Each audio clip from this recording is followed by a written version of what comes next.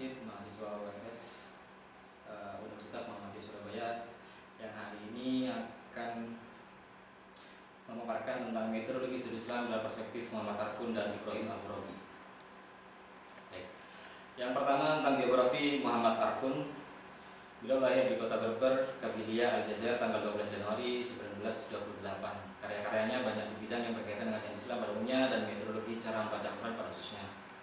Sebagai seorang pemikir postmodern, Arkun adalah pengkritik tradisi kemapanan, tradisi utilitas, dan positivisme yang menurutnya tidak hanya merasuki ilmu pengetahuan Islam namun juga Barat dan orientalis Barat. Beberapa pemikiran Muhammad Arkun tentang al Islam antara lain yang pertama adalah pluralitas agama adalah mengakui perbedaan dan identitas agama masing-masing, lakum dinukum waliyadin.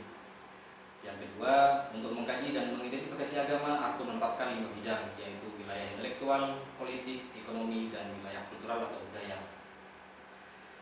Pendekatan sosiologi antropologi Arkun mengatakan bahwasanya tidak ada perbedaan signifikan antar agama dan tidak ada perbedaan antara agama pagan dan wahyu, yang dalam hal ini masuk dalam teori humanisme Arkun. Pemikiran yang berikutnya adalah studi agama diperinci bukan untuk menguraikan sejarah agama tersebut, akan tetapi kajian perbandingan agama, bagaimana agama itu dapat berdialog secara sehat dengan agama lain, sehingga tidak ada perbedaan secara historis antara agama Islam, Kristen, Katolik, Hindu, Buddha, dan lain sebagainya.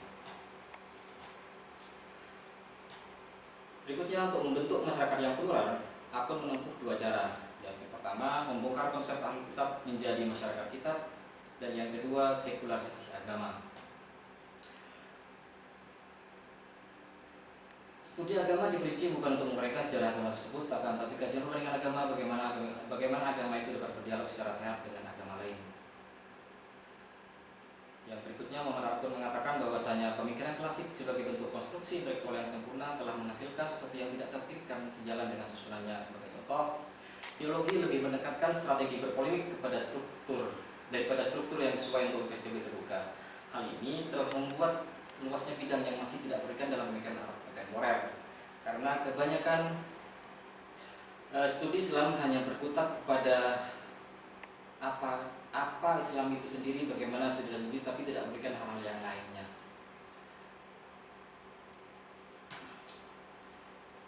Yang kedua terkait biografi Muhammad Abu-Robi. Pemikiran Abu-Robi. Biografi Muhammad Abu-Robi yang dilahirkan di Israel, di kota Nazareth, Israel pada tanggal 1 Desember 1959, adalah seorang profesor dan ketua komunitas Muslim Edmonton dalam studi Islam di Departemen Sejarah dan Klasik di Universitas Alberta, Edmonton, Kanada. Karya-karya Ibrahim M. Abu-Robi banyak seputar problematika pemikiran Islam kontemporer, studi-studi agama, dan studi Islam. Dilihat dari karya dan konsentrasi keilmuannya, Abu-Robi lebih tertarik mengkaji Islam dari perspektif historis empirik. Abu-Robi tidak lagi tertarik untuk melakukan ide-ide pembaharuan yang bersifat normatif dogmatis yang berlandaskan pada teks keagamaan. Beberapa pemikiran Ibrahim Abu-Robi adalah sebagai berikut. Yang pertama terkait modernisasi. Modernisasi menurut Abu-Robi adalah keharusan dalam menjawab berbagai ketertinggalan umat Islam saat ini, atau yang kemudian dikenal dengan istilah gerakan pembaharuan. Yang kedua terkait nasionalisme, pandangan tentang negara yang terbatas, tidak seperti pandangan tentang keumuman bagaimana yang muncul dalam tradisi Kristen atau Kristendom dan Islam atau ummah. Yang ketiga tentang revivalisme Islam. Abu-Robi membagi revivalisme Islam menjadi 4 periode. Yang pertama pra-kolonial yang ditandai dengan gerakan Wahhabi di Arab Saudi. Yang kedua gerakan kolonial seperti Muhammadiyah dan NU di Indonesia, serta Ikhwan Muslimin di Mesir dan Jamaah Islamiyah di India. Periode yang ketiga pasca kolonial, ini terbentuknya bangsa-bangsa Muslim pada pertengahan abad ke-20. Yang keempat pasca nation state yang diwakili dengan Taliban dan Al-Qaeda, yang gerakan ini sebenarnya bertujuan untuk menghentikan intervensi asing dan memiliki martabat masyarakat sipil, meskipun terkadang dengan cara-cara kekerasan. Problematika studi Islam dalam perspektif Ibrahim Abu-Robi ada beberapa hal. Yang pertama, para elit militer dan politikus aktif memberikan dukungan pada lembaga-lembaga pendidikan tradisional hanya untuk menekan status quo, sehingga terciptalah simbiosis mutualisme antara militer dengan lembaga-lembaga pendidikan.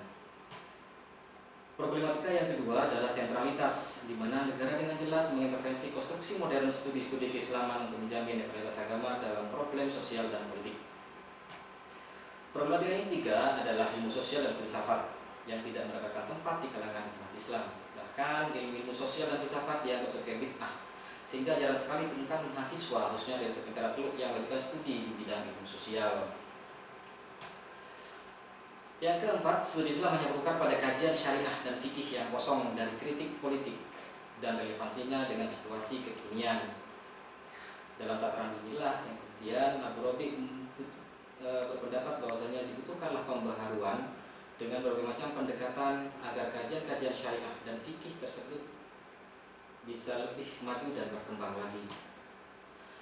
Problematika yang kelima adalah adanya perbedaan yang mencolok antara teologi dan politik atau sosial. Dari 5 problematika studi Islam dalam Fiqh Abu Rabi juga menawarkan solusi.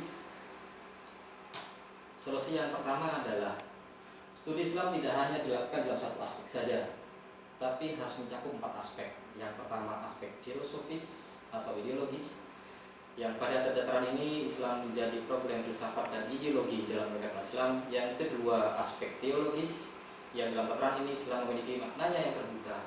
Islam dapat dilihat dari teologi eksklusif, yaitu keesaan Tuhan. Yang ketiga, aspek teks atau nas, yang merupakan inti pokok kebudayaan Islam. Ia tidak lagi dorong hampa, tapi senantiasa berdialektika dengan realitas sejarah kebudayaan manusia. Yang keempat, aspek realitas antropologis. Selain memiliki sisi normatif, dalam Islam telah terjadi evolusi perkembangan kesejarahan. Islam telah mendorong lahirnya dinamika kultural, sosial, politik yang sangat kompleks. Solusi kedua yang ditawarkan oleh Abu Rabi terhadap problematika metodologis di Islam adalah lahirnya intelektual muda Islam yang betul-betul terlibat dalam membangkitkan studi Islam dan berupaya keras mengatasi problem umat Islam kontemporer atau intellectual engagement. Tugas utama dari intelektual modern ini adalah berupaya sekuat tenaga tidak terikat atau tidak terkait dengan kepentingan penguasa dalam mempertahankan status quo. Intelektual dalam semangat objektifikasi keilmuan dan berusaha menjadi problem solving dalam tantangan kehidupan umat Islam saat ini.